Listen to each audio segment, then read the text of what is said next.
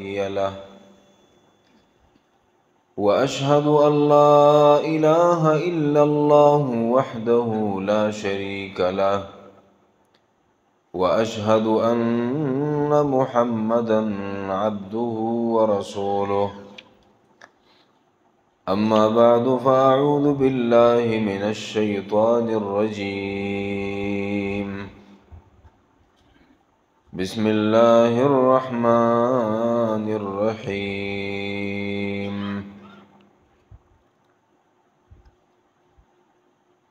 محمد رسول الله والذين معه أشداء على الكفار رحماء بينهم تراهم ركعا سجدا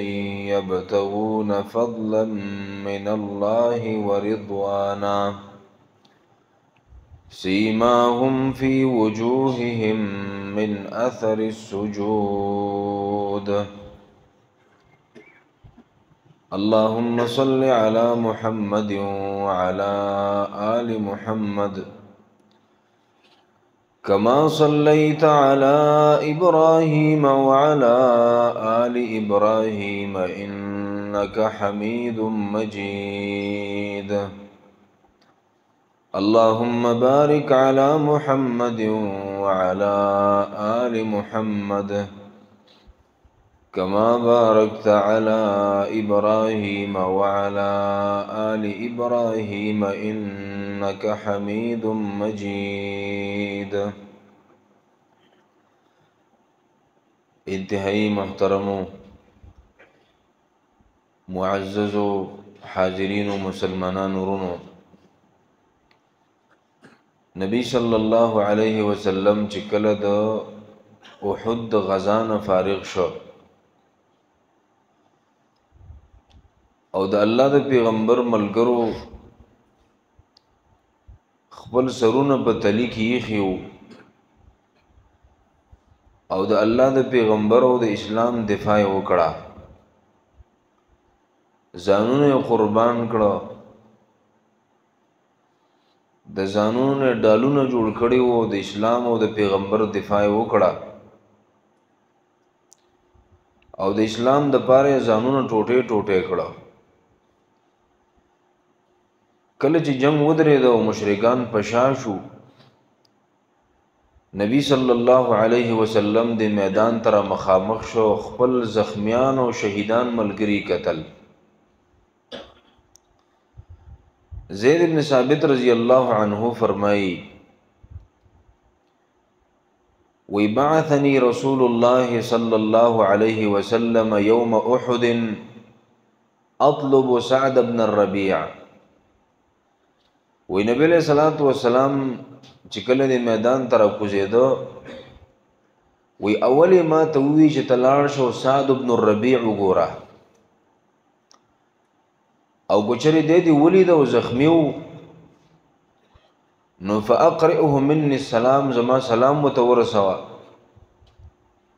او د سلام نه پس وته دا وایا چې یقول لك رسول الله صلی الله علیه وسلم کیف تجدک نبی علیہ الصلوۃ والسلام وی چې تسنګه یعنی ته زما د طرف نه لاړ شو د سعد بن الربيع تپوس وک سعد بن الربيع ډیر عجیب سړیو په خپل ځای باندې بدد واقعات بیا راشي او د قربانیانه نو زید بن ثابت رضی الله عنه وی زو په دې شهیدانو باندې ګرځیدم او سعد بن الربيع مې پکې کاته چې کې دې شي په شهیدانو کې وی بیا په شهیدانو کې مې ونه مونږ نو بیا زخمیانو لورلم نو چې کله ورلم نو سعد بن الربيع رضی الله عنه مې ولید چې په وینو کې لت پت پروت او هو باخر رمق بالکل اخرنی سلګي وی او بیا وی چې فيه 70 ضربه تقریبا او یا زخمونه په بدن باندې لګیدلو یا په د توري گزار شوی دی او یا په د نیزي گزار شوی دی یا په د غشي گزار شوی دی او په وینو کې لت پت پروت دی. وی چې کله ما ولید نو خواته ورنږدې شوم، ویل ما ورته وویل چې یا سعده ان رسول الله صلی الله علیه وسلم یقرأ علیک السلام. ویل ما ویل چې پیغمبر علیه السلام خو اول پتا باندې سلام وی او زه د دې لپاره را لېږلی یم چې ته لاړ شو سعد بن الربیع ته زما سلام ورسوه او د سلام نه پس دا خبره کوي چې اخبرني کیف تجدک. د الله پیغمبر ستا د حال تپوس کوي چې ته اوس څنګه یې، تکلیف دې شته او که نشته دی. ویل ته چې کله د پیغمبر علیه السلام د سلام د خبره واورېده ډېر زیات خوشحاله شو چې شکر دی چې پیغمبر علیه السلام خو ژوندی دی، که لا وفات شوی نه دی، شهید شوی نه دی. ویل ما ته په دې سلګو کې وویل چې وعلى رسول الله السلام، په پیغمبر علیه السلام دی د الله د طرف نه سلام او سلامتی آئی. او ویل بیا راته وویل چې پیغمبر علیه السلام ته زما د طرف نه دا خبره ورسوه چې یا رسول الله، اے د الله پیغمبره، اجد ریح الجنه، زه د جنت خوشبو محسوسومه، د جنت خوشبو په ما باندې راځي. دا د سعد بن الربیع رضی الله عنه کرامت او چې الله ته په جنت کې د دنیا کې او ته الله د جنت خوشبو ور نصیب کړي و. دا دغه کرامت و. ورنه حدیث کې راغلی دی پیغمبر علیه الصلاۃ والسلام وایي چې د قیامت په ورځ به مسلمانان د 1500 کاله په مسافت باندې به خلک د جنت خوشبو محسوسوي. بعضې داسې خلک به چې هغه به د 80 کاله د مزل په فاصله باندې به د جنت خوشبو محسوسوي. بعضې به داسې خلک چې هغه به د 40 کالو د مسافت او د مزل په اندازه باندې د جنت خوشبو محسوسوي، یعنی دومره لرې پورې به دا خوشبو رسیږي. او بعضې داسې مؤمنان هم په دنیا کې تیر شوي دي چې هغوی د الله په دنیا کې د جنت خوشبو ور نصیب کړې ده. لکه یو ما تاسو ته په تیر درس کې ویلي انس بن نضر رضی الله عنه چې ده ویل الجنه ول جنت خوشبو را باندې را روانه ده. انی لاجد ریحها من دون احد، ول د دې احد د غر د طرف نه ما د جنت خوشبو راځي، هغه په دې جنگ کې شهید شو. او دویم د سعد بن الربیع رضی الله عنه زید بن ثابت و ایمان ته وی چې پیغمبر علیه السلام ته فرمایا او ته وایا چې اجد ریح الجنه، ما باندې د جنت خوشبو راځي، زبردست حالت کې ما. او بیا به زما قوم ته وې زما د طرف نه، ځکه د انصاری صحابیو زما قوم ته به وې چې لا عذر لكم عند الله ان خلص الى رسول الله صلى الله عليه وسلم وفيكم عين تطرف. ول راته ویلې چې زما قوم ته به دا پیغام ورسې چې ګورستاسې به د الله په نیز باندې هیڅ قسم عذر نه د قیامت په ورځ باندې، که چېرې په تاسې کې د سترګې د رپ عمره څوک همي چې سترګې م رپېږي او پیغمبر علیه السلام ته څوک نقصان ورسوي، نو د قیامت په ورځ به ستاسې سره هیڅ عذر نه وي. چې په تاسې کې سایي نو پیغمبر باندې ځانونه قربان کوي. ګورئ چې تاسې ژوندي نو چې پیغمبر ته څوک نقصان ونه رسوي، تکلیف ونه رسوي، ورنه د الله په نسبت به ستاسې هېڅ قسم عذر نه وي. او بیا زید بن ثابت رضی الله عنه وایي په سلګو کې ما ته دا خبرې وکړې او وفازت نفسه من وقته، او په دقه وخت کې د هغه روح پرواز وکړ او استشهید شو. د دې نه پس په دې زخمیانو کې یو بل زخمي دی، د هغه نوم دی اسیرم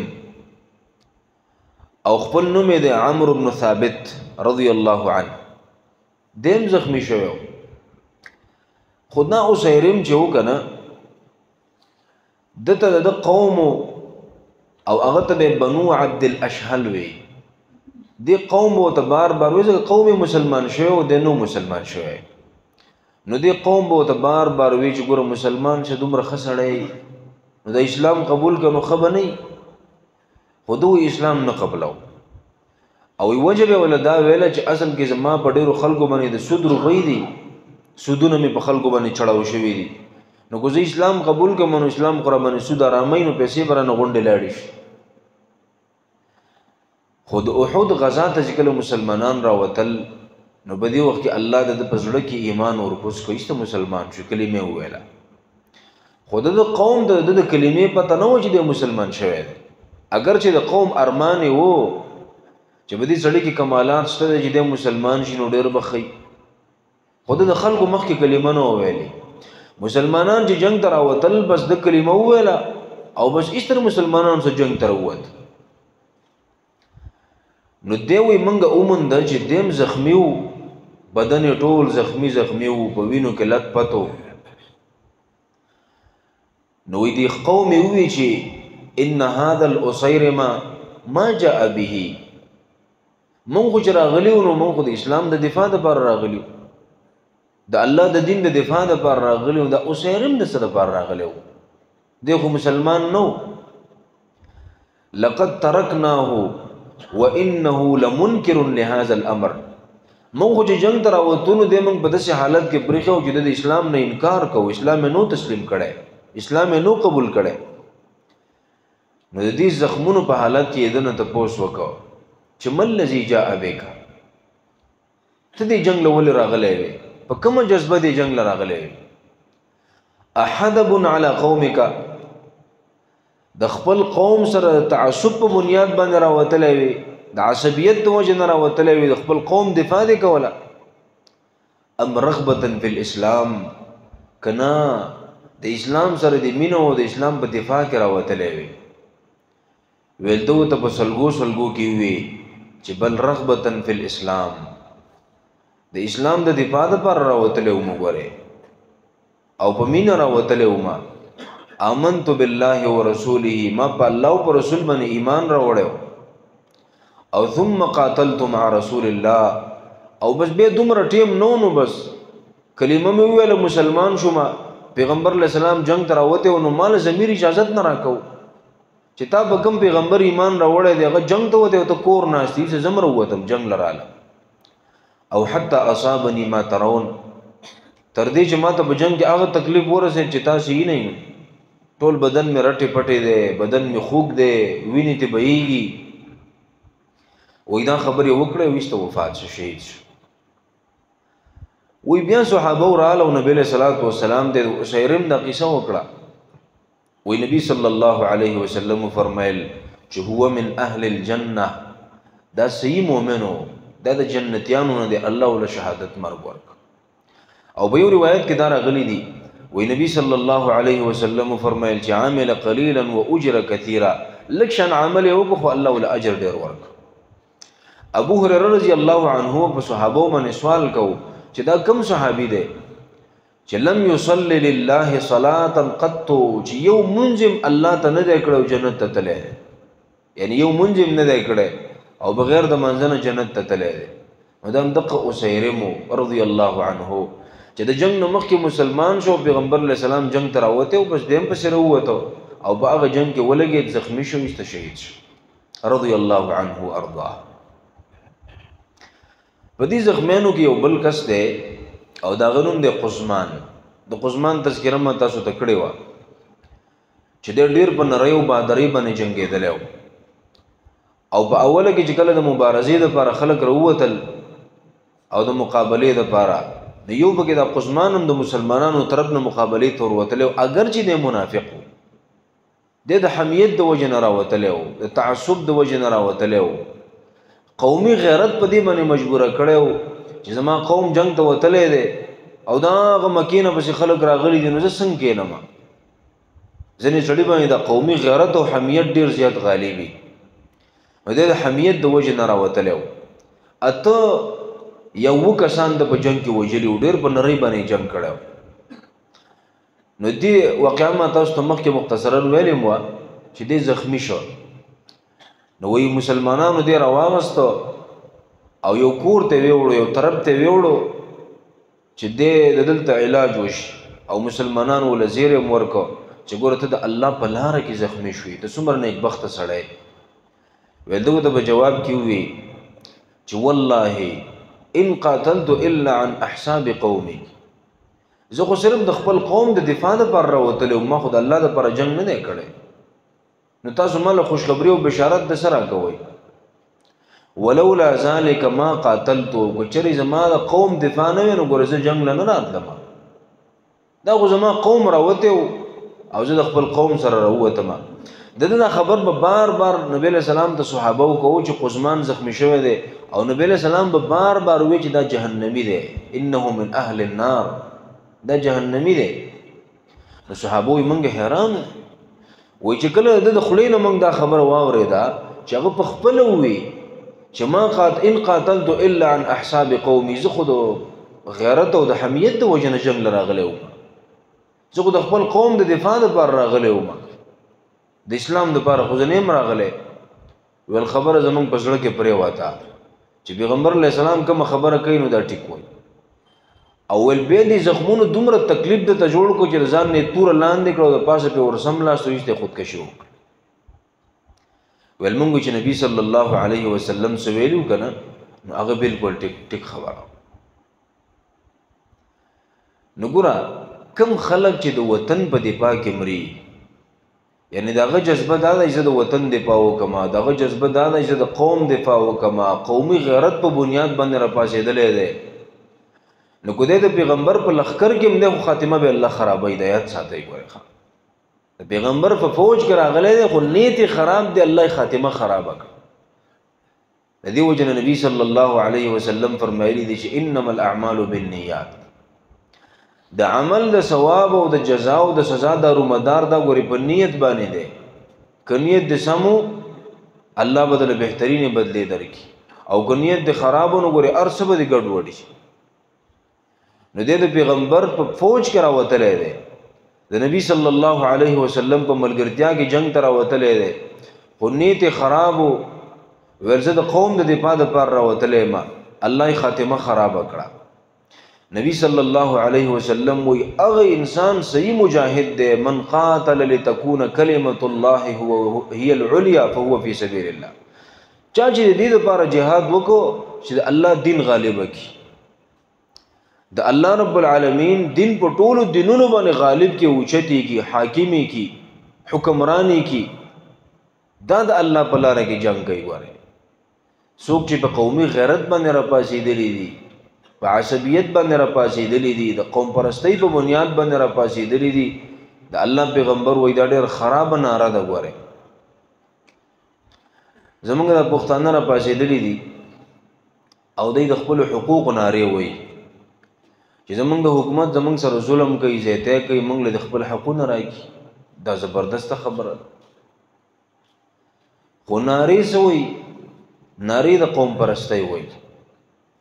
و زه په دې نه پوهېږم، والله اعلم، کیدای شي د قوم پرستۍ د اواز دی ځکه لګوي چې د قوم پرستۍ په نوم باندې دا پښتانه راپاڅېږي. نو پښتانه خو ګورې د اسلام په نوم باندې هم ډېر ښه راپاڅېږي، پښتانه خو په اسلام هم ډېر زیات مین دي. زویم که د اسلام په نوم باندې اواز شوی نو د اواز به نور هم ډېر جاندار او شاندار وی. خو د قوم پرستۍ دا چغې نبی صلی الله علیه وسلم پر صحابو ته فرمایلی ویل دعوها فانها منتنه، ویل دا د قوم پرستۍ اوازونه مه کوئ، ګوره دا ډېر بدبودار ټکي دي، بدبودارې چغې دي، دا د دې نه شر او فساد جوړېږي، د دې نه د پیغمبر علیه السلام امت تقسیمیږي. ګورئ نبی صلی الله علیه وسلم خو موږ له د یووالي درس راکړی دی چې انما المؤمنون کجسد واحد. د مسلمانانو مثال خود یو بدن دی، د مسلمانانو مثال خود یو دیوال دی، یشد بعضه بعضا، چې یو بل به مضبوط کړی. په اسلام کې د قوم پرستۍ په بنیاد باندې تقسیمونه نشته. الله فرمایلی دی چې انا جعلناکم شعوبا وقبائل لتعارفوا. تاسو چې ما په دې قومونو باندې تقسیم کړي، په دې قبیلو باندې مې تقسیم کړي، په دې خاندانونو مې تقسیم کړي، دا صرف د تعارف لپاره. ګورئ نو په اسلام کې دا نشته چې دا پنجابی دی او دا سندھی دی او دا بلوچی دی او دا پښتون دی، دا نارې په اسلام کې نشته. ها دا ظلم دی. د دې موږ هم نیو ملګري چې یو قوم راپاڅي او هغه د بل قوم په وسایلو باندې قبضه وکړي، یو قوم راپاڅي هغه د ملک حکمرانی کوي، او په دې ملک چې نور کوم قومونه اوسېږي هغه محکوم ساتي، مغلوب ساتي، د هغې وسایل ځان له قبضه کړي او ټول ځان له استعمال. دا ظلم دی، دا بې انصافي ده. ګورئ نو موږ چې دا خبره وکړو زموږ د پښتانه ځوانان نه دي دا هېڅ ته خفه شي، وایي دا وګوره وایي دا زموږ په کار کې رکاوټ جوړېږي. موږ د چا په کار کې رکاوټ نه جوړېږي، خو موږ دا خبره کوو چې د دې نارې خو موږ هم ملګري وو. که پښتانه ځوانان د اواز کوي چېرې زموږ ملک د موږ له خپل حقونه راکړي، کم از کم دلته چې دا په دې ملک کې په بله صوبه کې بدامني نشته دی، صرف د پښتنو چې کوم علاقه ده په دې کې ولې بدامني ده؟ دا مصنوعي بدامني ده، دا د ختم شي. دا مصنوعي جنګونه دې زموږ نه ختم شي. دا څومره ښکلې ناره ده، یعنې د خپل قوم دپاره اواز پورته کول، د خپل حق دپاره اواز پورته کول، داسې د ګناه خبره نه ده. خو د قومیت په اړه کې بیا اسلام ته کنځلې کول، مولا ته کنځلې کول، علماو ته کنځلې کول، په اسلام باندې بدګمانه کېدل، ګورې دا ډېره زیاته خطرناکه خبره ده. موږ دا ویو چې پښتانه د اسلام نه بل طرف ته مراکا کوي. د پښتون په دې خټه کې د اسلام مخکلی شوی دی، او اخرنی انقلاب چې په اخره زمانه کې کوم انقلاب په دنیا کې برپا کېږي او د هغې تعلق هم د عربو د پښتنو سره دی. ګورئ دا انقلاب به عربو پښتانه برپا کوي. نو موږ پښتنو ځوانانو ته ویو چې که تاسې د خپلو حقونو دپاره اواز کوئ، موږ هم د اول سر ملګري، زموږ اواز به هم ستاسو په اواز کې، موږ به هم ستاسې په څنګ کې ولاړ یو، موږ به هم ستاسې دپاره چغه وو، ستاسې دپاره به اواز پورته کوو. خو یو درخواست هم دا دی چې د قومیت په اړه کې اسلام ته کنځلې مه کوئ، په اسلام باندې بدګمانه کېږئ مه. اسلام د دې په حق کې دی. نبی صلی الله علیه وسلم فرمایلی دی چې انصر اخاک ظالما او مظلوما، د خپل مسلمان رور مدد وکا، که دا ظالم دی مدد یې وکا او که مظلوم دی مدد یې وکا. که مظلوم دی نو د هغه سره خو مرسته او مدد کول دا خو ښکاره خبره ده، او که دا ظالم دی نو لاس یې ونیسه. که زمونږ په دې ملک کې په دې وسایلو پنجابی قابض دی، موږ به لاس نیسو چې ته ظلم کې. منصفانه تقسیم پکار دی. دا د دې ټول په دې ملک کې څومره قومونه اوسېږي، په دې ملک په وسایلو باندې د ټولو قومونو حق دی. یو قوم به دا نه هړپ کوي، پکار دا دی چې په ټولو قومونو باندې منصفانه تقسیم وشي. دا نه چې هر سړی د خپل قوم خیال ساتي او د بل قوم خیال نه ساتي، دا خو ظلم دی، دا خو بې انصافي ده. دا پیغام خو ما تعالی اسلام را کړی دی، دا بیداری خو ما تعالی اسلام پیدا کوي چې د خپل حق دپاره به اواز پورته کوي. اسلام چرته د دې خلاف نه دی. ګورئ خو وختي ماته یو کس په دې وټسپ باندې یو تصویر راولېږو، څه خو دا پیک سیزونه مې خلکو سره د ځان نم جوړ کړي، خو حقیقت هم پکې شته دی. ګوره ډېر زمونږ د پښتنو په ځوانانو کې ډېر داسې ځوانان دي چې هغه په دې قوم پرستۍ کې دومره ورننوتي دي چې که ته ورته ووایې چې هلکه قوم پرستي په اسلام کې نشته، نو اسلام ته هم کنځلې شروع کړي، قرآن ته کنځلې شروع کړي، پیغمبر پسې ردې بدې وایي، په علماو پسې ردې بدې وایي. دا خطرناک کار دی، دې نه ځان ساتل پکار دي. نو نبی صلی الله علیه وسلم سره په سب کې راوتلی دی،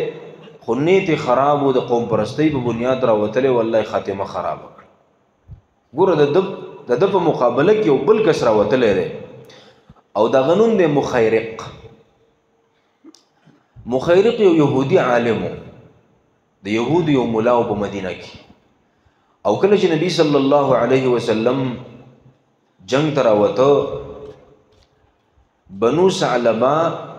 په دې یهودیانو کې یو کورنۍ و، یو خاندان و، د بنو ثعلبه سره تعلق. کله چې د الله پیغمبر راوته نو د خپل قوم ته تقریر وکړو، ویل یا معشر یهود، ای یهودیانو، والله زما دې د الله په ذات باندې قسمی، لقد علمتم ان نصر محمد علیکم حق.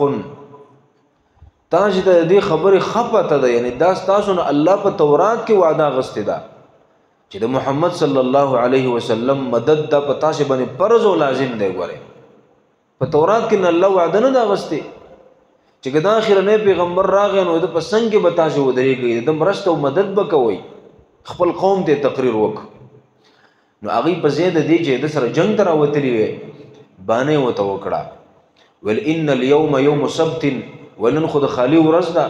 او دا زمونږ د عبادت ورځ ده، په دې ورځ مونږ جنګونه نه کوو، د نه ځان خلاص کړو. نو دی یوازې د نبی له صلوات و سلام سره جنگ ته راوتلی و. ویل دو ته په جواب کې وی چې لا سبت لکم، د خالی په ورځ باندې څه کوئ؟ د خالی د ورځې نه قلار شئ،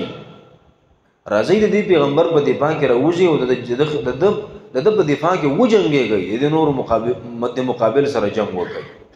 نو خپل تورې راواغسته، په ځان خو یې وس برو او راغی او خپل قوم ته وی چې تاسې زما سره نه ځئ که نه.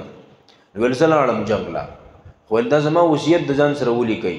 چې ان اصبتو که چېرې په دې جنګ کې زه ووژلی شمه فما لی لمحمد،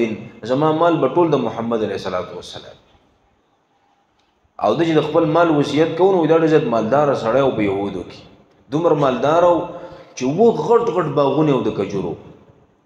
نو یو باغ هم چې د کجوري دا ډېر لوی څیز دی او د ده په مدینه کې باغونه و د کجورو. ویل زما وصیت دا دی چې که زه په دې جنګ کې ووژلی شوم زما مال به ټول د محمد صلی الله علیه وسلم یصنع به ما یشاء،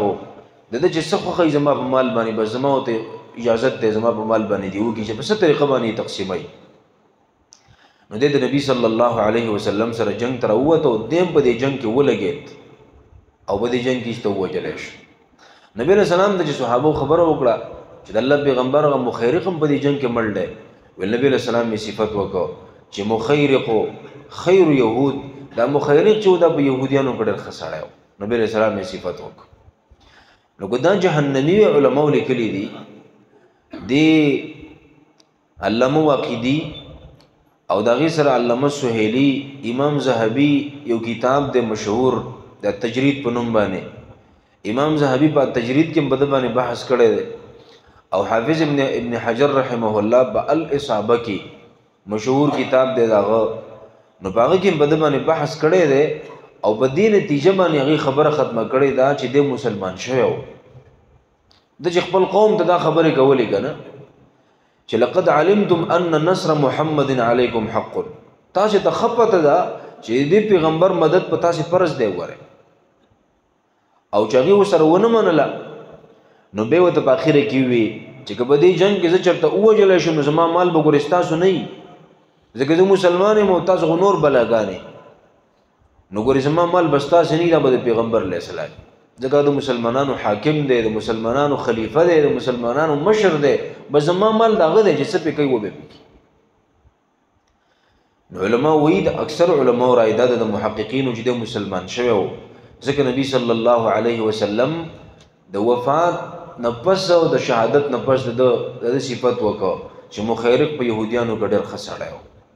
که دی جهنمي وی پیغمبر علیه السلام به بیا داسې نه ویلی وایي دی مسلمان شوی. نو ګوره دی یهودي خو نیت یې سم دی، په تورات باندې عمل کړی، والله خاتمه سمه کړه، بس په آخر کې ورته الله اسلام نصیب کو. او نبی علیه الصلاة والسلام د ده هغه مال چې و نو دا یې بیا وقف کو. دا په اسلام کې اولنی وقف و چې نبي صلی الله علیه وسلم کړی و، د مخیرق د مال او د باغونه نبی علیه السلام د مسلمانانو لپاره وقف کړ. په دې جنګ کې یو بل صحابي دی عمرو بن الجموح رضی الله عنه، دی په خپل باندې ګوړو او په قرآن کې الله د ګوډ په باره کې دا ویلي دی چې ولا علی الاعرج حرج، ګوډ سړی که جهاد له نه ځي نو په ده باندې جهاد نشته، ځکه دی معذور دی، دی په معذورینو کې دی، نو دی په خپل باندې ګوډو. کله چې مسلمانان د احد جنګ ته راوتل نو د خپلو زامنو ته ویل زم جنګ له ځمه، زامنو یې ورته ویل ته په جنګ کې څه کوې؟ ویل ته خو په خپل باندې ګوډې، او په قرآن کې صریح نص دی چې ولا علی الاعرج حرج، په ګوډ سړي باندې جهادونه نشته دی، ولې ځان په تکلیف کوي؟ ته به څه وکړې په جنګ کې؟ نو دی ایسته خفه شو. زامنو ته ویل ښه تاسو دومره بېکاره ښکارمه. راغی او نبي علیه صلات وسلام ته ګیله وکړه چې د الله پیغمبر زه جهاد له ځمه او زما دا زامن ما نه پرېږدي. نبي علیه السلام ورته وفرمیل ویل ته خو معذور یې، په تا باندې جهاد نشته دی. نو هغه ورته عجیبه خبره وکړه، ویل یا رسول الله الا تحب ان ادخل الجنة بعرجتي، خوښه دې نه ده چې په دې ګوډه خپل باندې په جنت کې وګرځم؟ نو نبی علیه السلام چې د دې شوق ته وکتل ایسته ولې اجازت ورکړه، زامنو ته ویل پرېږدوئ، کیدای شي الله ورله شهادت ورکړي او جنت ته ډایرکټ لاړ شي. نو دی چې کله جنګ ته راووته نو بیا دیم شهید شوی دی په دې جنگ کې او د زوی دی د خلاد په نوم باندې خلاد ابن عمر دیم شهید شو او د خزي رور دی اوخه عبد الله ابن حرام رضی الله عنه د جابر رضی الله عنه پلار نو هغه په دې جنگ کې شهید شو دا درې ونه شهیدان وای خزه چې کله رااله د خزه ډېر عجیبه خزه ده هند بنت عمر ابن حرام رضی الله عنها دا هند چې کله رااله نو وی چاو ته وی چې تاسو خاونم شهید شوی دی او استاد زویم شهید شوی دی خلاد او استاد رورم شهید شوی دی عبد الله ابن حرام ولویل چې پیغمبر علیه السلام کو ټیک دی کنه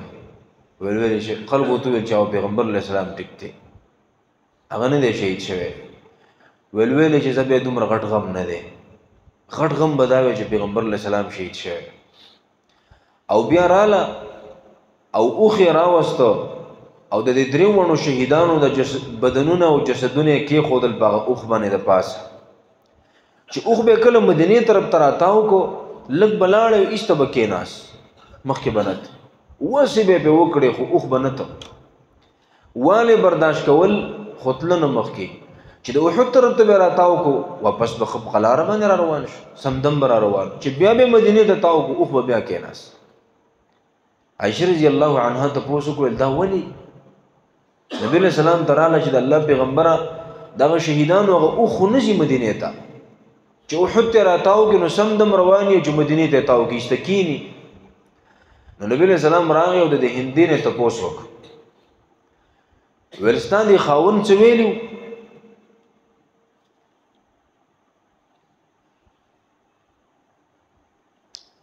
ورستان دي خاون څه ویلو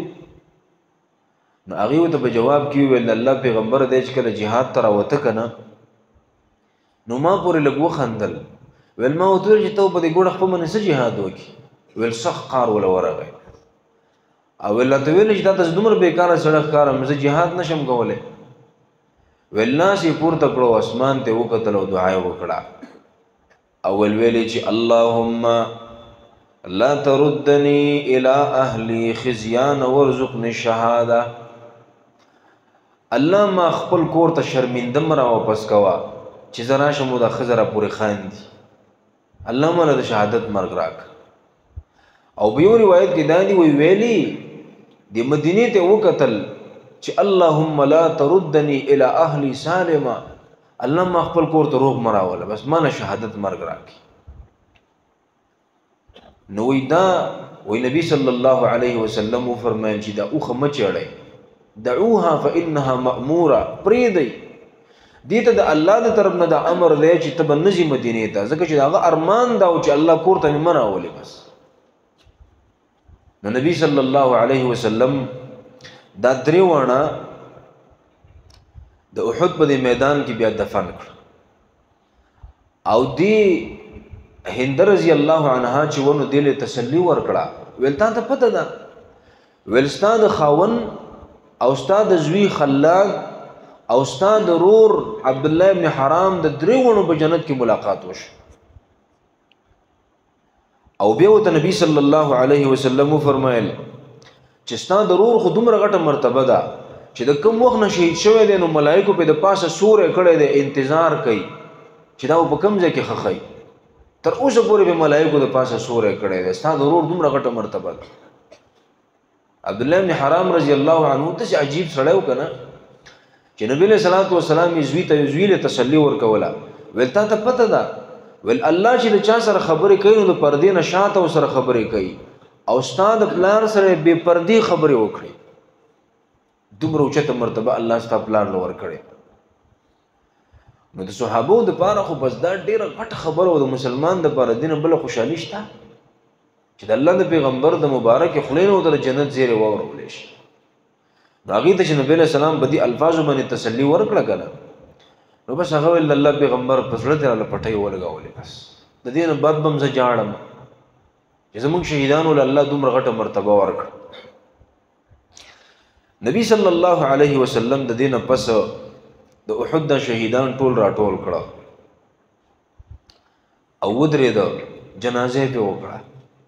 صحیح روایت دا دي چې نبی له سلام د احد په شهیدانو باندې جنازه کړې و او دسه په نمبر شهیدان به خودل دسه په ګروپونو کې او په مختلفو ګروپونو باندې نبی له سلام مختلفه جنازې کړې دي خود هر ګروپ سره به حمزه رضی الله عنه دوباره کې خود هغه باندې ډیر ځل جنازه وشوه به د الله پیغمبر راغې او د شهیدانو خواته ودرېده او وی فرمایل چې انا شهید علی هؤلاء زبد قیامت پر ورځ باندې په دې ځوانانو باندې گواہی کوم انه ما من جریح یجرح فی الله ای په دنیا کې د یو زخمی نشته ده چې هغه د الله د پاره دغه بدن خوښ شي او زخمی شي او والله یبعثه یوم القیامه الله به قیامت کې را پاسي او یدما جرحه د زخمون نبوین رواني اللون لون الدم نو دا به دې ویني چې رنگ خو به د وینوي هو الريح ريح المسك او دغه خوشبو به د مشک وي یعنی څوک چې د الله د پاره ځان زخمی کی د الله د دین د پاره بدن زخمی کو ویني تلاړي د الله پیغمبر وي الله به په قیامت کې د سره پاسي چې د زخمون نبوین رواني ظاهره کې به رنگ د ویني خو خوشبو به د مشک وي دا د شهیدانو کرامت دی چې الله به په آخرت کې ورکوي د قیامت په ورځ باندې څه کسان داسې وو چې هغې خپل شهیدان مدینې ته راوړي نبی صلی الله علیه وسلم امر وکړ ویل دا شهیدان واپس کړئ مدینې ته موړی ویل د احد میدان ته راوړئ او ویل دا په کومو ځایونو کې چې دا شهیدان شوي دي په دغه ځایونو کې به خخو منګه ویل دیوله به غسل نه ورکوئ په خپلو جامو کې دفن کوي د دې وینو سره دفن کوي صرف اسلحې ته لري کوي زغلې ته چې کومې زیتی جامې دي هغه ته لري کوي او نور بدن پورې چې کومې کپړې په دغه کپړو کې به دفن کوو غسل به ولنه ورکو نو نبی صلی الله علیه وسلم صحابو ته ویل چې غټ غټ قبرونه وکنئ او قبرونه صفا کوي ښکلي قبرونه ولا وکنئ نو به یو قبر کې به دوه کسان خودل درې کسان به خودل او کله کله کپړې چون کې کمی وي نو دو شهیدانو باندې به یو کپړه واچول باغی کې به راټول کړه او دا به دغه کفن کې یو کپړه به دو شهیدانو کفن او کو کپړه به وړوا نو به یو شهید باندې به د پاسه واچولا دغه نه به ول کفن ورکو خو اکثر دا چې و چې دوه درې کسان په یو قبر کې خودل او نبی صلی الله علیه وسلم چې کله لحد کې د صحابه خودل کنه نو تپوس به کاو ول ايهم اکثر اخذا للقران پدیو کې کم یو د ډېر قران یادو نو چې صحابه وکم ته اشاره وکړه چې پلاني د ډېر قران یادو هغه به په لحد کې مخ کې کو د الله پیغمبر د قاریانو سره ډېر زیات مینه وا د قران حافظان او قاریانو د ډېر زیات ګرانو د شهادت په وخت کې مغیله خیال ساتلو چې څوک چاله قران ډېر ورزینو هغه مخ کې کوي په لحد کې اول مخ کې هغه کېدو او بیا نبی صلی الله علیه وسلم فرمایل چې انا شهید علی هؤلاء یوم القیامه د قیامت په ورځ به زه په دې ټولو گواهی کوم چې الله دا ستاسو د دین لپاره قربان شوی دیو ځانونه کټ کړي استاد دین لپاره استاد پیغمبر په دفاع کې ځانونه کټ کړي دا گواهی به د قیامت په ورځ باندې زکو عبد الله ابن عمرو ابن حرام رضی الله عنه دې او د عمرو بن الجموح دا دوه نبی له سلام په یو قبر کې خخ کړه ول ځکه دې دوانو په منځ کې ډېر مینه و دی یو بل سره ډېر محبت یو ځای به ګرځېدل ول په یو قبر کې خخ کوي دوانه حنظله رضی الله عنه صحابو په شهیدانو کې اومند یو طرف ته پروت او د دې بدن نه وبر روانه وی لونو بالکل بدن لونو وبتی څڅغېدلې ول نبی صلی الله علیه وسلم صحابو ته فرمایل چې ما په خپل ملائک ولیدل چې حنظله له غسل ورکول ول تاسو لاړ شي په کور کې تاسو وکړئ چې دا ولی نو چې کور کې تاسو وکړه خزینه نو خزي وته وی چې د الله پیغمبر دې د کور نه د جنابت په حالت کې دروتلو د خپل بیبي سره ملاو شوې ده او چې څنګه ته پته لګېدلې چې پیغمبر علیه السلام خو وحد ته تللی بس تقصید انګری دي ست جهاد نه تللی او شهید شو د جنابت په حالت کې د کور نه تللی او شهید شو نو ملائکه له غسل ورکړ دې وجنا د امام ابو حنیفه رحمه الله رائے دا چې زنانه د حیض په دوران کې شهید شو ماهواري بیماری په دوران کې نو هغې له به غسل ورکولی کېږي او یو شهید داسې دی چې هغه د جنابت په حالت کې شهید شي نو هغه له به غسل ورکولی کېږي ځکه حنظله رضی الله عنه له ملایکو غسل ورکړی. بیا د دې نه پس د حنظله رضی الله عنه نو د بل صحابو کې په غسیل الملائکه باندې یادېدل چې دا هغه صحابي و چې د ملایکو غسل ورکړی. په شهداو کې یو بل ځوان هم پروت چې هغه ته اسد الله ویلی کېده د الله زمری د الله د دین ببرشیر حمزه رضی الله عنه. نبی علیہ الصلوۃ والسلام چې کله د خپل تره ولید نو دا د نبی علیہ السلام تره مو خو رضاعي رور یې مو ګورئ او ډېره سخته مینه وه د پیغمبر علیه الصلوۃ والسلام سره چې د هغې لږې لږې خبرې ما تاسو ته ټیم په ټیم باندې کړې وې. حمزه رضی الله عنه چې ولید او په کوم حالت کې ولید د نبی علیہ السلام د غم او درد نور هم سیوا شو ځکه چې هغه خو مسله وله کړې وه مخې وله وران کړی و سینې وله څیرلې وه جګر یې ترې بار کړی و.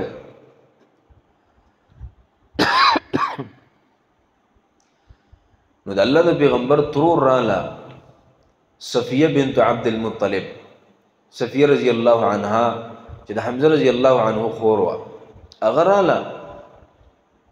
د دې دپاره چې خپل ورور وویني. نو د زنانو خو هسې بې صبري پکې ډېره یو صبر ډېر نشي کولی. نو نبی علیہ الصلوۃ والسلام دا خیال و چې هسې نه چې سره بې صبرۍ مظاهره وکړي. نو د صفیه رضی الله عنها زوی زبیر رضی الله عنه هغه ته وی دا مور دې مه راپرېږده مخې ته ورته ودرېږه. نو هغه ورته مخې ته ودرېده. نو ډېره طاقتوره ښځه وه په دې سینه کې ورله ګزار ورکړه چې ته ما خپل ورور ته نه پرېږدې.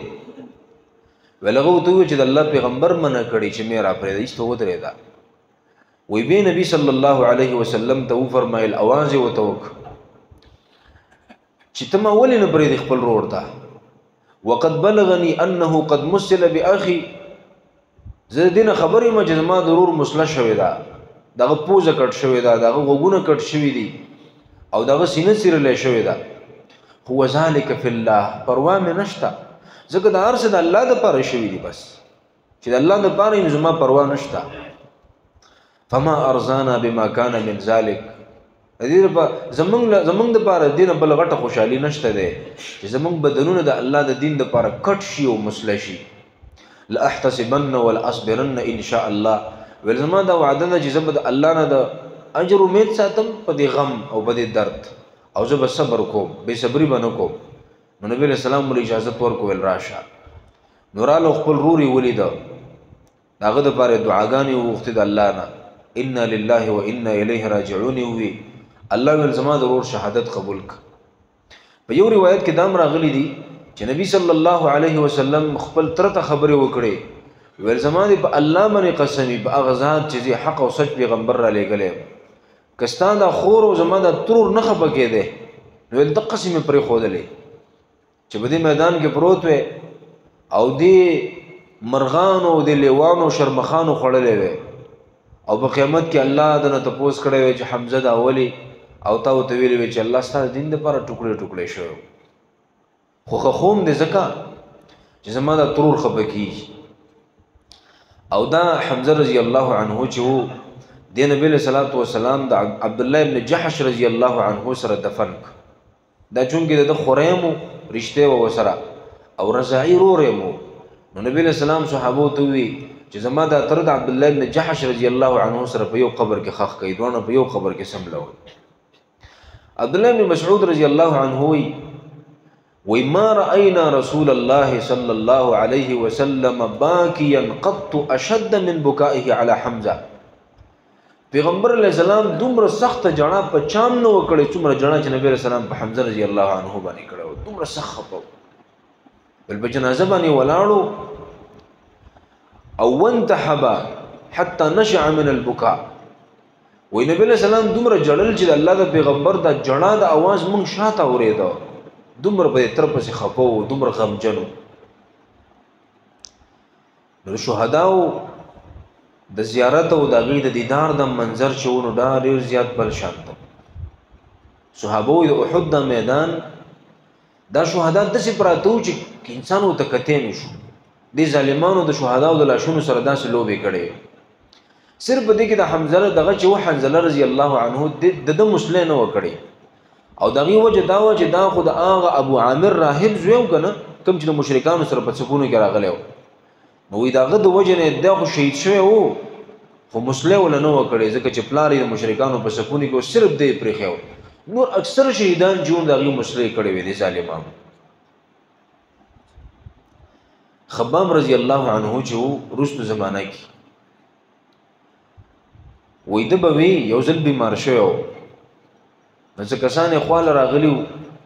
د تپوس د پاره نو ول دیسته جړل او سمې جړل ول صحابو د تپوس وګشته ولې جاړي ول دوی ول چې ګور حمزه رضی الله عنه په داسې حالت کې دنیا نه لاړې چې لم یوجد له کفن الا برده ملحا داغه کفن نو یو صادر یو چې داغه سر بم په پټ کو نو خپې به ښکارا شو چې خپې بم په پټ کړي سر به ښکارا شو ول نبی صلی الله علیه وسلم فرمایل چې دا مخ ول پټ کړي او په دې خو باندې ول واخو سرګړې ول په واچوي ځکه د مړی بدن پټول د فرض او لازم دی بدن به پټه چخکارا نه او یو روایت کې دا دی چې دا د مصعب بن عمر رضی الله عنه مبارک دقه چلو عبدالرحمن بن عوف رضی الله عنه یو ځل روزنی ولې وا او ګرمي وړه رضیات نفلی روزنی ولې وا چې کور دراغه نو مالدار سړیو خزو ته څو قسمه خوراکونه کې خودل چې خوراکونه ته وکړل نشته په جړاش او خزه وي په جړا کې لګیا ویلي چې زما ورور مصعب بن عمر د دنیا نه په داسې حالت کې لاړ چې داغه کفن نو یو صادرو چې داغه مخ به مونږ پټ کو نخپې به ښکارا شو چې خپې مول پټک د مخ به ښکارا شو د الله پیغمبر امر وکړي چې د مخ پټ کې خپو باندې ول واخو واچوي سرګړې ول بواچ نو د ډیرو شهداو مبارک دا روایت راغلي دي د حمزه رضی الله عنه مبارک روایت ته چې دا کفن چې کوم صادرو دا لندو او د مصعب بن عمر رضی الله عنه مبارک دا راغلي دي چې دا کفن کپڑا لنډوا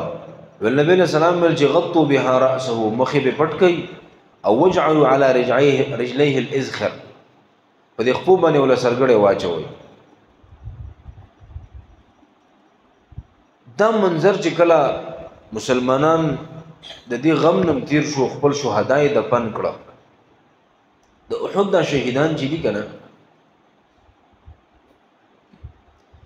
عبد الله بن حرام رضی الله عنه جو د په دې احد په مقبره کې دیم دفن دی جابر رضی الله عنه د معاویه رضی الله عنه په دور کې د چلو شو چې د احد په دې مقبره کې دی خواچه ته سقودای کېدله نو زما د پلار قبر ښکارا شو وای ما بس کسان ران چې ستاسو د پلار قبر ښکارا شوی دی ول چې زنانو مزما پلار اقصی پروت څنګه چې مون خخ کړو او ول زخم ته مې وروکتل نو زخم یې داسې تازه و چې تا به وی چې ویني دي څاځي چې څنګه مونږ یې خو مسم اقصی شهیدان ټول د احد پراتو نو حدیث کې دا راغلی دی نبی صلی الله علیه وسلم فرمایلی دی چې الله پزمکه حرام کړی دا خبره چې د شهیدانو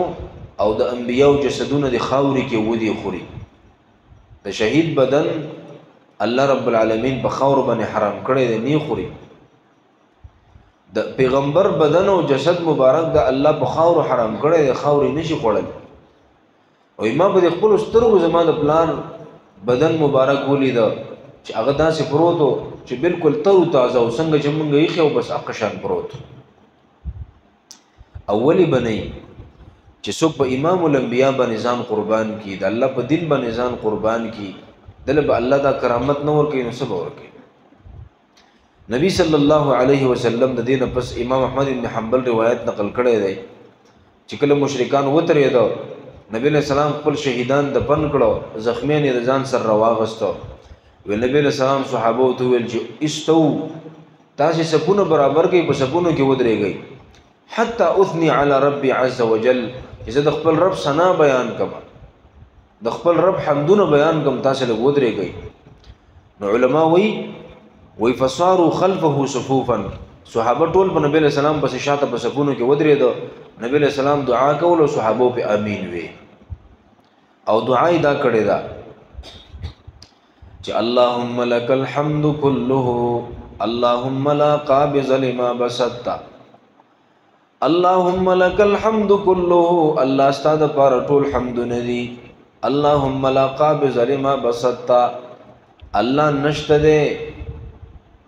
راټولون کې لما د اغس بسطت چې ته خواره کی ولا باسط لما قبضت او نشته دے سو خورون کې د اغس د پاره چې ته راوړن کی ولا هادي لمن اصللت الله ته چې څوک بیلاری کې نو څوک اغه ته الله رو خودون کې نشته دے څوک هدایت کوون کې وته نشتا ولا مذل لمن هديت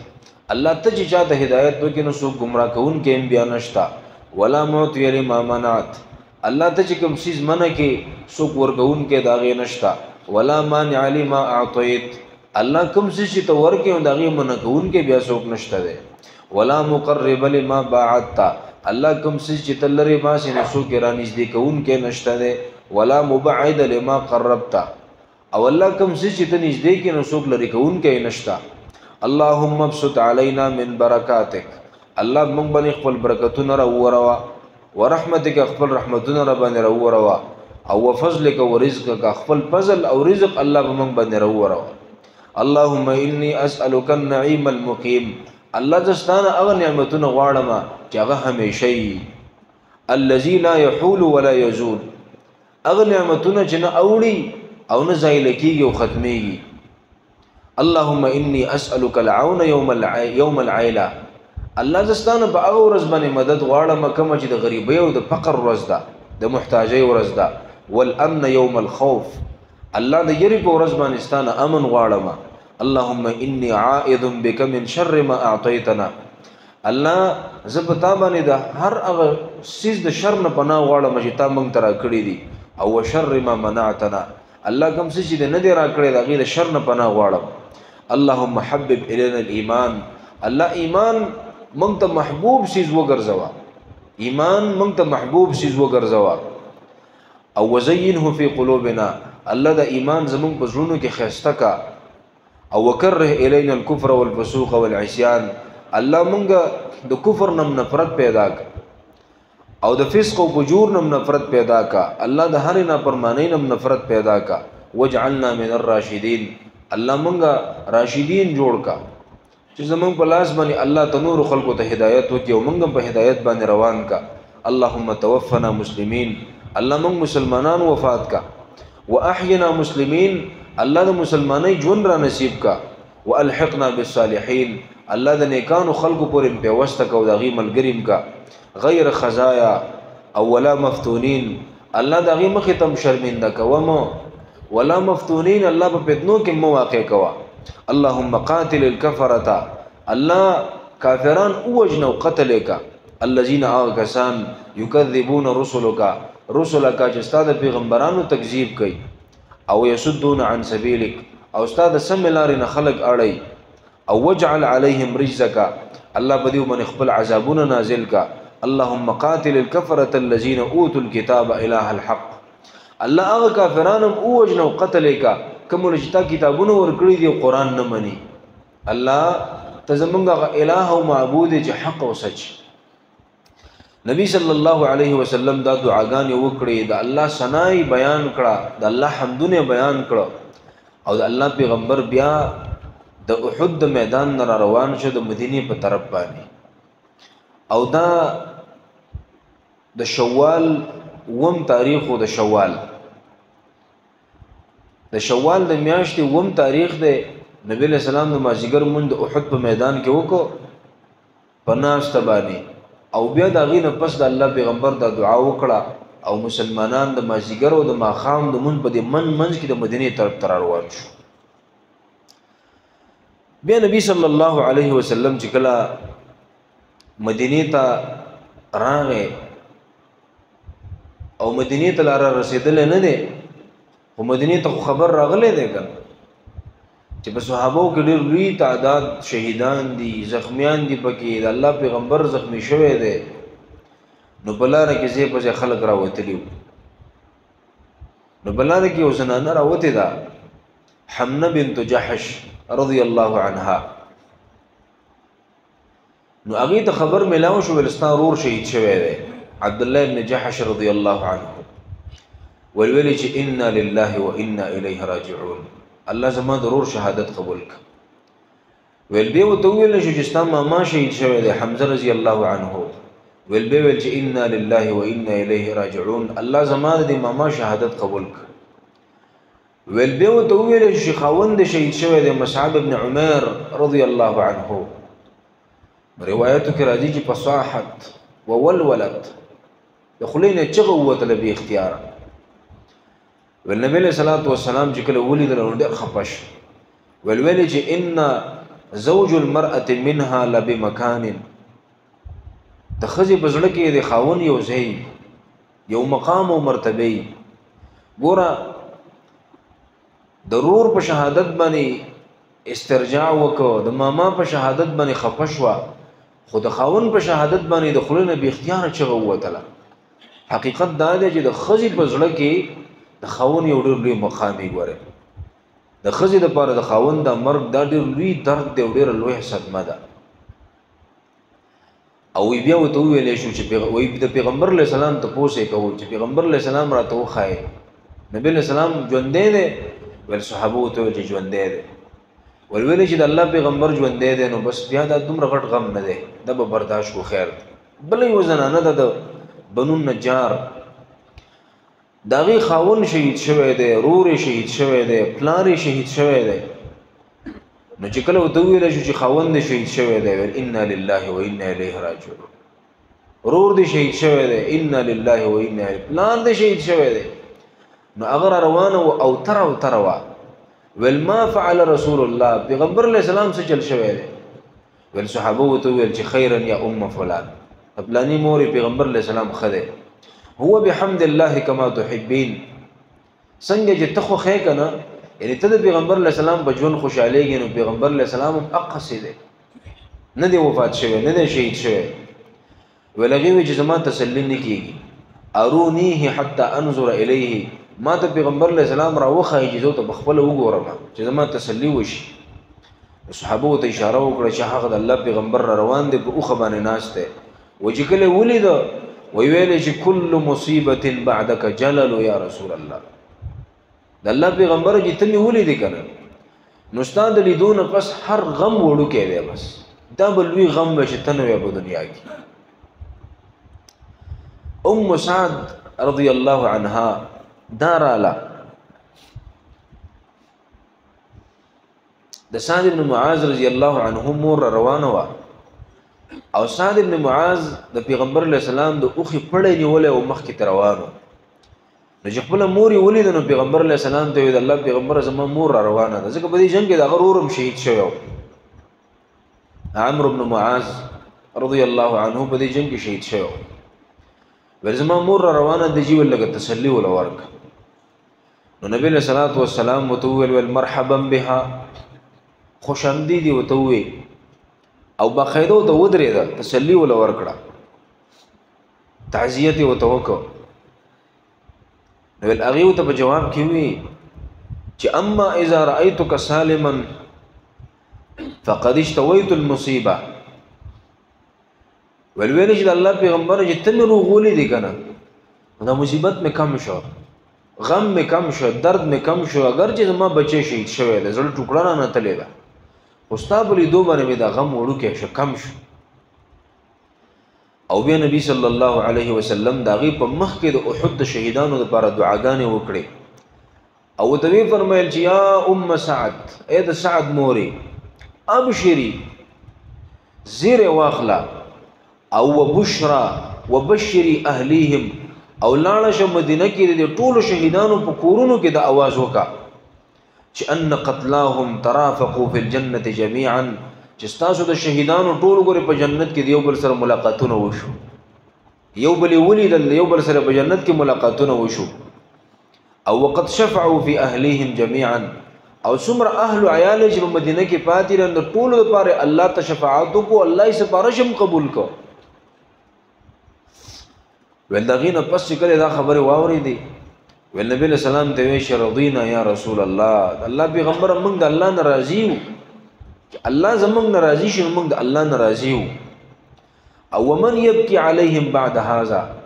دې دومره غټي خوش خبري نه پس بم لا څوک خپل شهید پسې جاړي چې زما رور شهید شوی او زما خاون شهید شوی او زما پاپلار شهید شوی او ماما مې شهید شوی دې نه پس بم ولې جاړو دې نه بل غټه خبره شته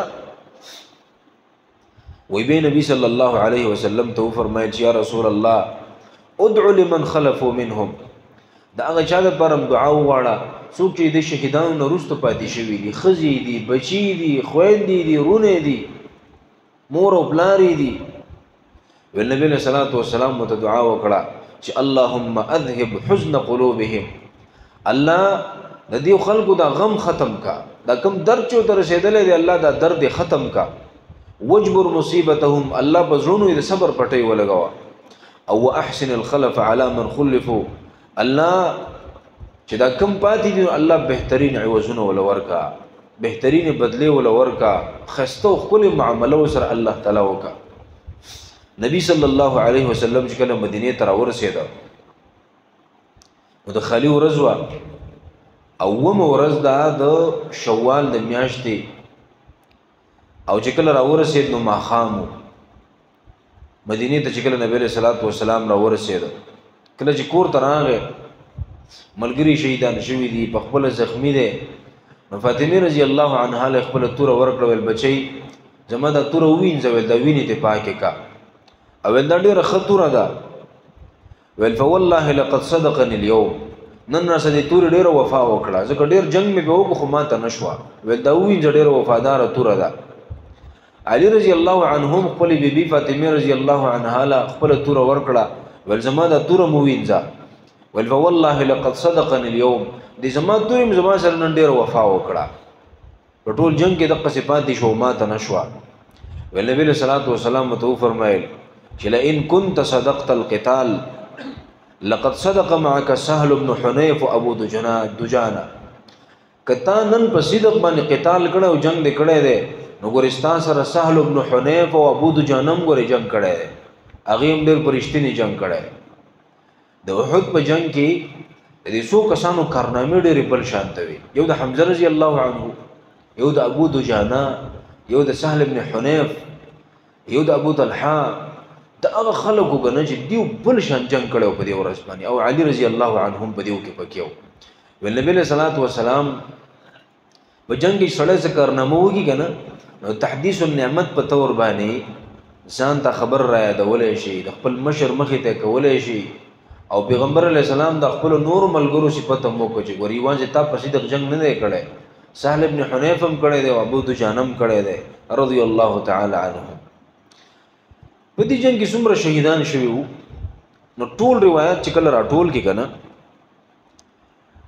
نو دغه خلاصه دا ده چې مسلمانان په دې جنگ کې اویا کسان شهیدان شوي د نبی صلی الله علیه وسلم داغه جان نثارانو ملګرو اویا کسان شهیدان شوي دي په دې کې غالب اکثریت چې هغه د انصارو یعنی د انصارو نه 65 کسان شهیدان شوي 65 کسان د انصارو شهیدان شوي دي په دې کې 41 کسان چې دا د خزرجو او 40 کسان دا د اوس قبیلو دا ټول انصار او د دین علاوه یو کس پکې هغه د يهودو مړو تاسو ته ما واقعا بیان کړه هغه پکې شهید شو او د مهاجرینو چې کم شهیدانو هغه پشمار باندې ټوټل 15 کسان علماء لیکلي دي چې دا انصار ډېر ولې شهیدان شو وې دغه وجه دا چې د انصار ډېر نرم زړی خلک دیو کې رحم ډېر زیات او رحم شدت پکې نه وو نو د خپل رحم د وجنه د مدینی د مهاجرین جون دا خو به جنگ کړه سخت خلک وکړ چې دشمن سره به مخامخ شو نو دیو سره خو د قریش سخت ظلمونه کړي نو دیو د قریش توري نمزان بچ کړي او انصار جون ډېر نرم زړه خلکو صبرناک خلکو د زړونو ډېر زیات نرمو د هغه نرمۍ د وجنه انصار ډېر زیات شهیدان شوي په دې جنگ کې اسی تاسو اندازه ولګوئ کنه چې د مدینې نه کوم مهاجرین راغلي باقي 15 کسان شهیدان شو او 65 کسان د مدینې انصار شهیدان شو یعنی هغه ملمانه هغه خلک او میزبانان چې دیو له زه ور کړو نبی علیہ السلام نه ځای ورکړی و او داسې میزبانان دي چې په الله پیغمبر باندې هر څه قربان کړي. مړه میزبان داسې لکه د مدینې انصار میزباني که څوک زده کوي که نه د مدینې د انصارو نه دي زده کړي چې د خپل میلمه به څنګه مهمان نوازي کړي او څنګه میزبان به جوړی کړي. د مشرکانو نه څومره کسان مړو. دو قسم روایت. یو روایت خدا دی امام ابن اسحاق چې کوم روایت نقل کړی وایي 22 کسان مړو. او محققین علما وایي د مولانا صفی الرحمن مبارک پوریم لیکلی دي چې بعد تعمیق النظر في جميع تفاصيل المعركة التي ذكرها أهل المغازي والسير وای ما په دې ټولو روایتو کې ډېر جوور نظر مې په واچاو نو خلاصې دا راووتله چې د مکې د مشرکانو نه 37 کسان مردار شوي په دې جنګ کې. مسلمانان اویا کسو او د مکې د مشرکانو نه 37 کسان په دې جنګ کې مردار شوي. نو الله تعالی علم دی چې پوره تعداد څو خدا خو علماء خپل تخمینه لګولې دا ټول روایت راجمع کړي دا غینه خلاصه راایستلې. الله رب العالمین دی د نبی مهربان صلی الله علیه وسلم او دا غد دی ملګرو دا قربانیانی په اوچت قیمت دی الله قبول او منظوري کی او موږ دی الله دغه په نقش قدم باندې روان کی. اقول قولي هذا استغفر الله لي ولكم ولسائر المسلمين فاستغفروه انه هو الغفور الرحيم. د مزدورانو نه څه ورک شي 50,000 روپۍ چرته جمعات کې ورک شي خانو چاله په لاس ورلې قران به وړي مغنی سے وہ ماحول کو صاف ستھرا رکھی صفائی آگاہی مہم.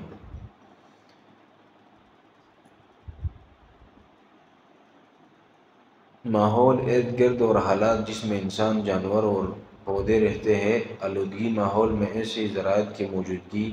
جو کہ خطرناک اور زہریلی اثرات رکھتے ہو. بد صفائی خیال وساتئ او دا خو زه مجدل تزول کوم نو خبري صفا صفای ولي کو نه او په نو سپورت کې ولګو نو خلک به پیدا واري ان شاء الله. موږ طالبانو ته د صفای ډیر زیات ترغیب ورکو ځکه چې صفای نه کې دغه په نتیجه کې بیماری پیدا کیږي. اسیم صفای د الله خو خدو اسلام خو غړې د موږ له ترغیب هم را کړې ده او کوم انسان چې د صفای خیال ساتي د الله خوخي او د خمخ کاری په دې باندې د خلکو خوخي څوک چې صفای ډیر خیال ساتي. او دویمه خبر دا ده چې صفای نه کې دغه نه بیماری نه پیدا کیږي د خارخ او دانی د قسمه چیزونه پیدا کیږي. الله دې موږ له دغه طرف ته دې الله زموږ توجه پیدا کړي. الحمدلله رب العالمین عدد خلقه ورضا نفسه وزنة عرشه ومداد كلماته. الله مونږ چې سوي او سمواورید الله په دې عمل کولو توفیق راک. الله زموږ د ناس تقبلک. رب العالمین صحابه له ډېر عجیب ایمان ور کړو. الله د قربانۍ جذبه دې باغی کې پیدا کړې و. الله زموږ ایمانونه مضبوط کا. الله رب العالمین مونږ د فتنو په دور کې پیدا او د شر او د فساد معاشره د بدی کې پیدا کړیو. الله زموږ د ایمانونو حفاظت وکا. الله زموږ په زړونو کې شجاعت او بہادری پیدا ک. الله رب العالمین موږ صحیح مؤمنان جوړ کا. الله صحابو کې چې کومه قربانۍ جذبه وا الله په موږ کې داسې قربانۍ جذبه پیدا کا. الله رب العالمین زمونږه تمام صلاحیتونه مالی جانی قوتونه الله په خپل دین باندې ولګوا. الله د خپل رضا د پاره ولګوا. الله زمونږ حافظ او ناصر شه. الله رب العالمین استاد پیغمبر او دغه اصحاب په نقش قدم باندې الله مونږ روان کا. الله رب العالمین څنګه بہادری چې د غیله ور کړې وا الله مونږ غی ته نشو رسیدلې الله دغه په نقش قدم مونږ روان کا. الله دغه کې د جهاد جذبه پیدا کړې و الله مونږ هم د جهاد جذبه پیدا کا. الله رب العالمین هغه چې د اسلام په څومره خپل انداز باندې دفاع کړې و الله اسلام چې په کوم میدانونو کې د چیلنجونو سره مخ دی الله په دې هر میدان کې موږ له اسلام د دفاع توفیق راکا. الله په خپل انداز باندې دفاع توفیق راکا. الله رب العالمین څومره خلق چې هغه د اسلام خلاف سازشونه کوي الله په مختلفو میدانو کې برسره پیکار دي او د اسلام خلاف سازشونه کوي منصوبې جوړي. الله د ټول خلق په خپل سازشونو کې ناکام کا په خپل منصوبو کې ناکام کا. الله په خپل ارادو کې ناکام کا. الله په مسلمانانو کې دغه ظالمانو د مقابله طاقت او توان پیدا ک الله رب العالمین په من کې د ظالمانو د مقابله طاقت پیدا کا الله که د جنگ په میدان کې دی الله که فکری جنگ دی الله په هر میدان کې د مسلمانانو کې دغه د مقابله خلق پیدا کا الله کوم خلق چې په مختلفو میدانونو کې د کافرانو خلاف لګیای دي او کار کوي د کفر مقابله کوي د اسلام دفاع کوي الله رب العالمین دغه حوصله نور مضبوطه کا الله دغه حوصله نور مضبوطه کا الله دغه په اوازونو کې طاقت پیدا کا الله دغه صلاحیتونو کې اضافه راولا الله دغه د هر طرف نه حفاظت وکا الله رب العالمین د اسلام هغه داعیان چې هغه د اسلام دفاع کوي د کافرانو د اعتراضونو جوابونه ورکوي د ملحدینو د اعتراضونو جوابونه ورکوي الله دغه په اوازونو کې نورم طاقت پیدا کا الله دغه د خبرو د مسلمانانو زړونو کولاو کا الله رب العالمین منګم دغه قافلې سپاهیان وګرځوا الله د څومره مسلمانان چې درس لراغلي دي الله د ټولو جوړې د خیر او د برکت نډکه کا الله خوشالي نصیب کا الله رب العالمین منګ ډیر زیات کمزوري الله زمونږ د الله غناست قبول او منظور ک الله د جمعې مبارک شپه د رب العالمین زمونږ بزرونو چې کم جایز ارمانونه دي الله تعالی ته پورا کا الله زمونږ چې کم ضرورتونه دي الله د خپل غیبی خزانو نه پورا کا الله زمونږ حافظ او ناصر شه الله زمونږ بیمارانو له صحت ورکا الله زمونږ بیمارانو له صحت ورکا رب العالمین څومره بیمارانو دعاګانو درخواستونه کړې دي یا نه دي کړې الله که په هر ځای کې ته معلوم دي الله زمونږ ټول بیمارانو له صحت ورکا زما یو د تر زوی د غلور په هسپتال کې داخله ده او ډیره سخت بیمار ده د مرګ او ژوند په کشمکش کې ده الله رب العالمین بیماریم تر ولي او تمړي راځوند کې انسان د نشته کې الله د بیماری په صحت باندې بدل کا الله خپل لاړې دارو کا الله په علاجونو کې خیر او برکت واچوا الله زمونږ د ټولو مشرانو او زمونږ د ټولو الله د ایمان او د صحت او د عافیت ژوند نصیب کا الله زمونږ د مدرسې کې چې کم کار روان دي د مسجد د تعمیر الله په خیر سره سر ته ورسوا الله د خیر او د رشد او د هدایت مرکز ته جوړ کا الله په من کې اخلاص او للهیت پیدا کا دې مسلمانانو چې د څومره مالی قرباني په دیو کې وکړي جاني قربانيان وکړي د ځان نه خولي ويستي دعاګانې وکړي الله دې ټول مسلمانانو قرباني قبول او منزوري کا خصوصا هغه مسلمانان چې هغه په دې کې خپل پیسې لګولې دي خپل مالونه لګولې دي هغه زنانه چې هغه خپل کالی او زیورات قربان کړي دي الله بهترین بدله ول په دنیا او په آخرت کې ورکا الله خوشالي نصیب کا الله د مسجد زمونږ د ټولو د پاره د مدرسه زمونږ د ټولو لپاره جاری صدقه وګرځوا الله رب العالمین زمونږ چې آینده کې کومه منسوبې دي تعلیمی منسوبې دي تعمیراتي منسوبې دي الله ټول منسوبول زمونږ په ژوند باندې وجود ورکا الله موږ چې څومره په دنیا کې ژوند دي الله د شریعت او دین په پابند وساته الله چې کله رخصته د کامل ایمان سره رخصت کا وصلى الله تعالى على خير خلقه محمد وآله وصحبه أجمعين برحمتك يا أرحم الراحمين. مفتي محمد إبراهيم محمدي.